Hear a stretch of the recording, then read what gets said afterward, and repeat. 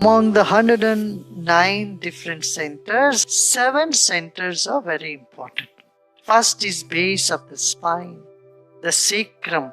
That's where the energy starts in your body. If you talk to an osteopath, chiropractic, they'll all say sacrum, very important. The craniosacral fluids, the cranium is your brain, and then the brain fluid flows all along the spine and to the sacrum. So sacrum is the first point. And then the second center is behind the genital.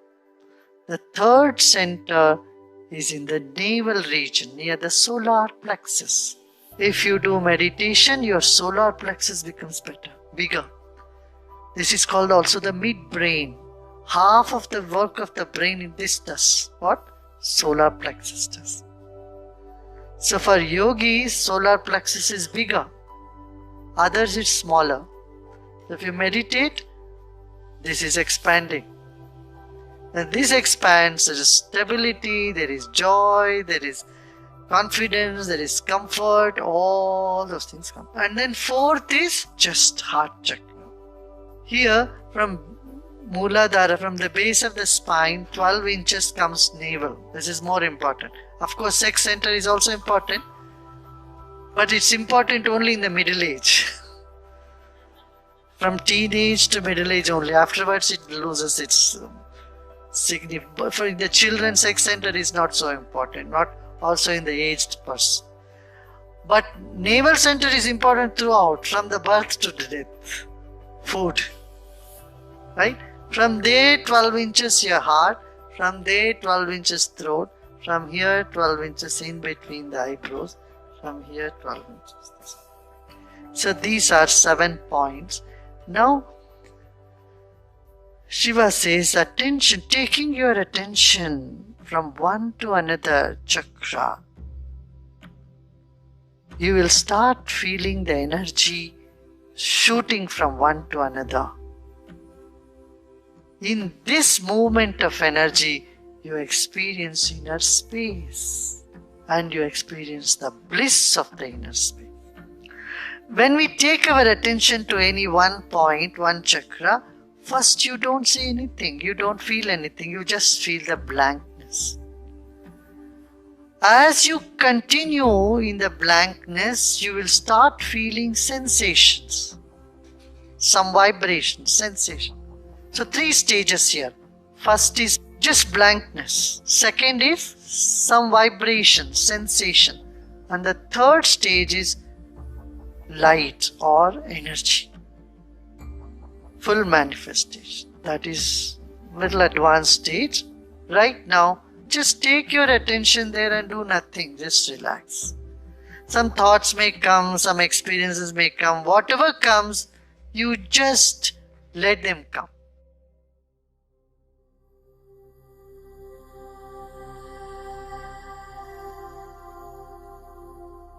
Shiva says, you have 109 chakras in you, 108 in the body, 1 above the body. Our subtle body ends at the 12th inch. Our body is like the wick of a candle, and the glow is all around.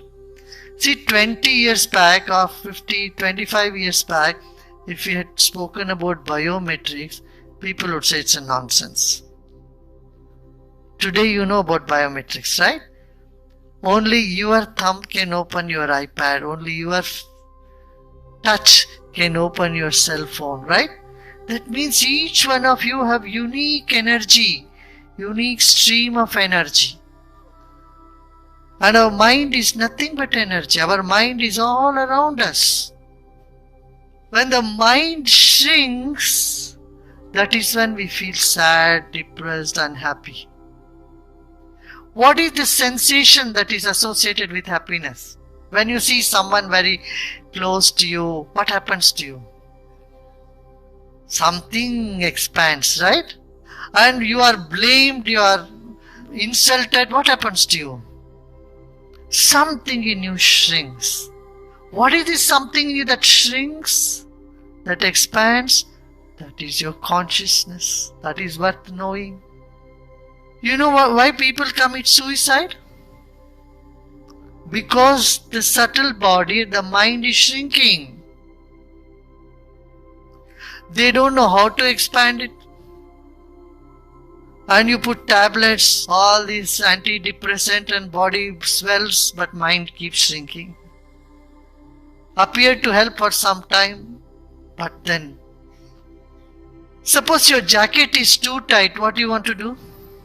You just want to take it off, get out of the jacket, right? This is exactly what happens in depression and suicidal tendency.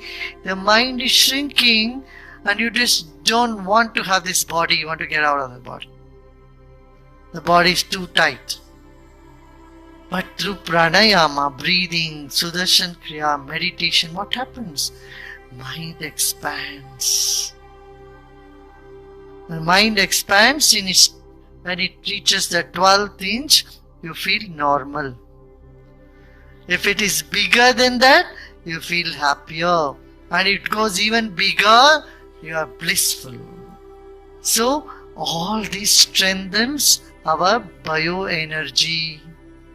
Every night when you sleep, what is happening? Your subtle body is expanding. It's in touch with your causal body, which is even bigger.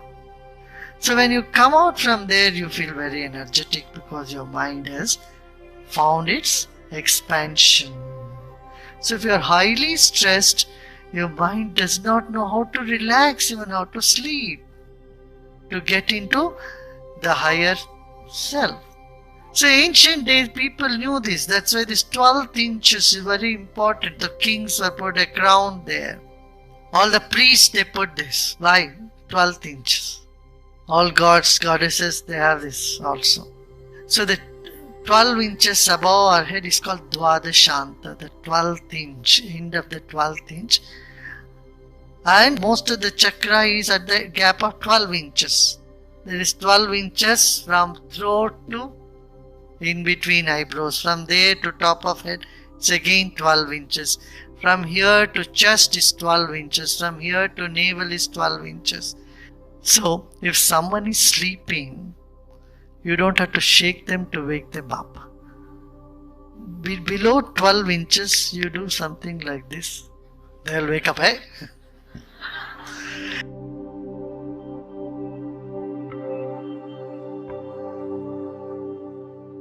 Wind, string or percussion, any of this instrument, when you pay attention to it fully, at the end of it, the mind dissolves. But we don't know how to listen to music, I tell you. We keep playing, somebody is playing the music, we keep talking. We are not listening to music like in a meditative space. We are not listening to music to create a space within it. We are listening to music to occupy our mind. And music without words would be even better. Words keep your brain engaged, your left brain engaged, activated. But string instrument or flute instrument, in a very meditative, even piano would do for that matter. Listen to it for a few minutes and then shut it down. This is also a technique that says you through the music and then you create the inner space and just enjoy the space within. It should not be too many instruments, too many things at one time, then it keeps us active, keeps the brain active. It has to be one small thing. Even in different sounds has different impact on different parts of the body. You know why some people like the hard rock? It activates the first chakra, the base chakra. Hard rock, big drums. So if you are dull, it doesn't allow you to be dull. It just pushes you up. Then you come to the navel center, then it is the string instruments. Guitar, something much lighter. String instruments have an impact on the navel chakra. And then you go further up in the heart, it's the flute instrument, subtler. You go higher up, you get even more subtler and subtler and subtler instruments. And in the head, bell, little jingle bell, jingle. When a child wants to go to bed, you put a rock music, a child cannot sleep. In the temple in India, you will see how these instruments are organized.